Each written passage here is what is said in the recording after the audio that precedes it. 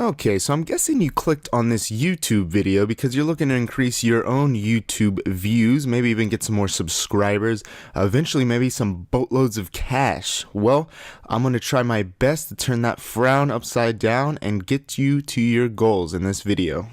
Okay, so the basic way I'm going to structure this video is first I'm going to give you the basic tips that every YouTube channel should know and have, and then after that I'm going to give you guys like my own personal tips that might be a little different, but they actually work and they've boosted my channel a bunch.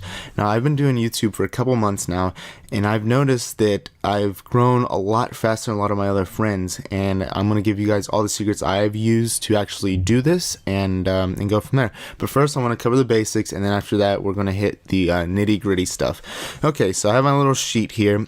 First and foremost, you want to start YouTube because you enjoy it. You want to have fun with what you're doing. You don't want to do it with the mindset of that, oh, I want to make money off of this.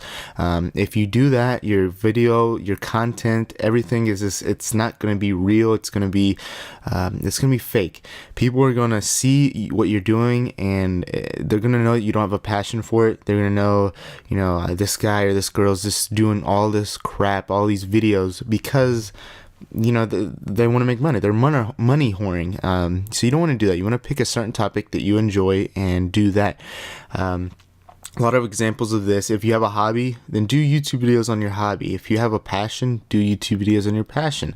My personal self, I like to do video games, and specifically Call of Duty videos, and that's what I do. So I cater to the Call of Duty community, and that's how I do it. Now, once you do pick a certain area that you want to cover, try to pick a section of that area that's unique. You don't want to do something that everyone else is doing in that area.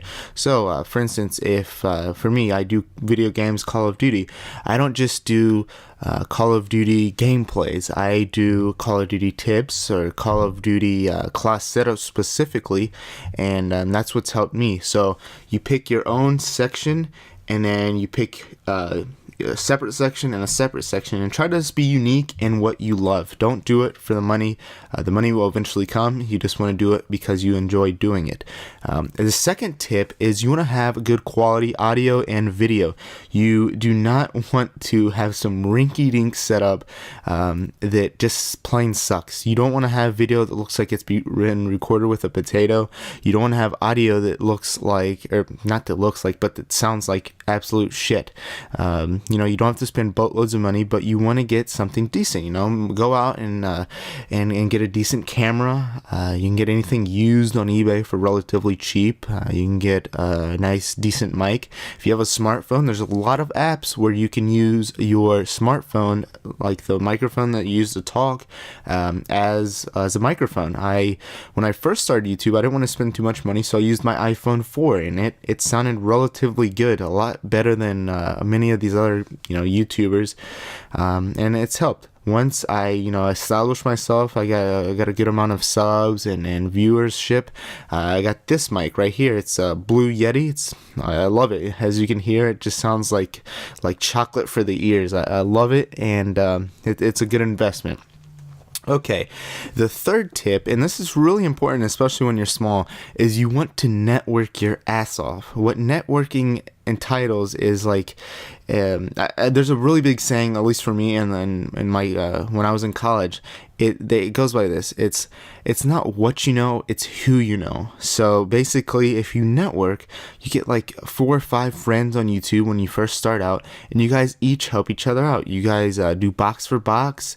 You guys do dual comms or dual videos and stuff like that. Let me explain what that means. Box for box means that on YouTube, on your channel, there's a section called featured channels.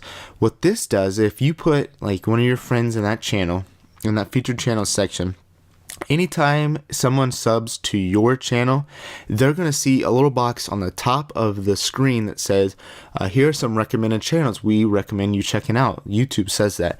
And whatever channel's in your featured channel box will show up there. So when somebody subs to your channel, they'll see, this guy kind of looks cool, and I'm going to check out his channel.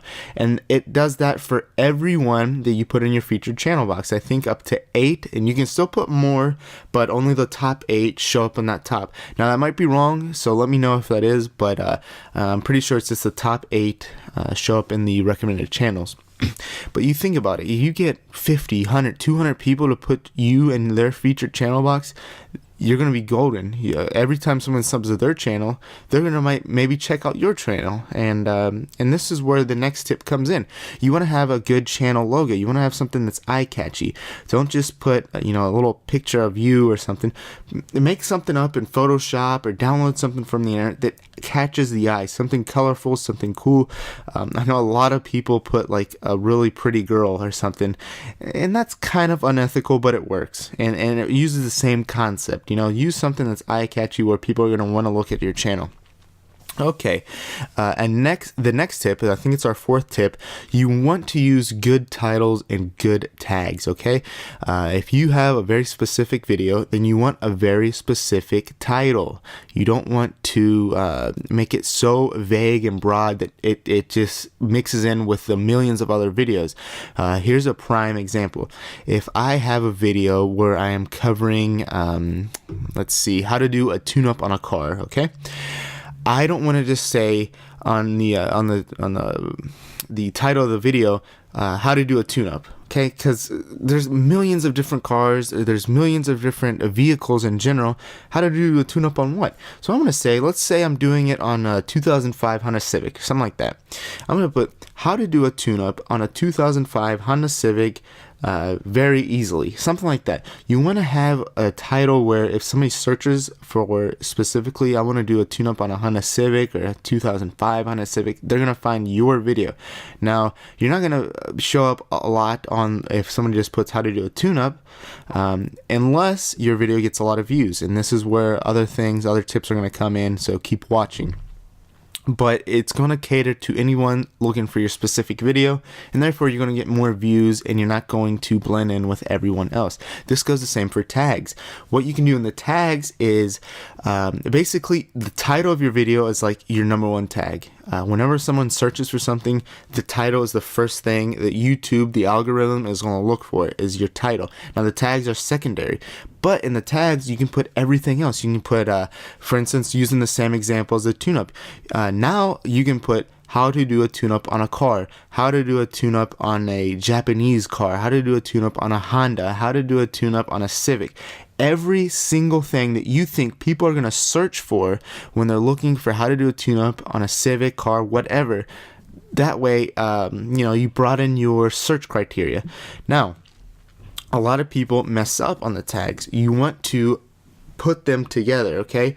I'm going to show you an example right now. If you look on the screen, when you're putting your tags in, do not just put how, enter, to, enter. You want to put them all together so they're in a box, okay? You don't want to just put tune-up, because who the hell searches for tune-up? You want to put tune-up on a Civic or tune-up on a car or something like that, and that'll help you out. So be very specific with your tags, very specific with your titles. The next tip, and this is once you get a little bit of a base of subscribers, you want to interact with them. When people comment on your videos, try your best to reply back, start conversations. That creates more of a personal environment, and people like to feel welcome. If they see that the guy who created the video, especially if it has a bunch of views or if they have a bunch of subscribers, tries to comment and reply to his subscriber base, then they're gonna like you and they're gonna tell their friends like, hey, this guy is cool, this girl is really cool, check her or him out. It's simple as that, and that's a very useful tip. Now, this is part 2 of the video where I'm going to show you guys my personal tips that I've used. Now, keep in mind, some of these might be considered wrong or whatever, but they work. So this is what you want to do, and that's it. Let's get right into it. When I first had about 50 subs, 50, 100 subs, I was so pissed because my YouTube channel was growing so slow. I'd gain like 1 sub a week, and you know, that just sucks. It's unmotivational. What I started doing, and please bear with me, is spamming bigger channels. Okay, so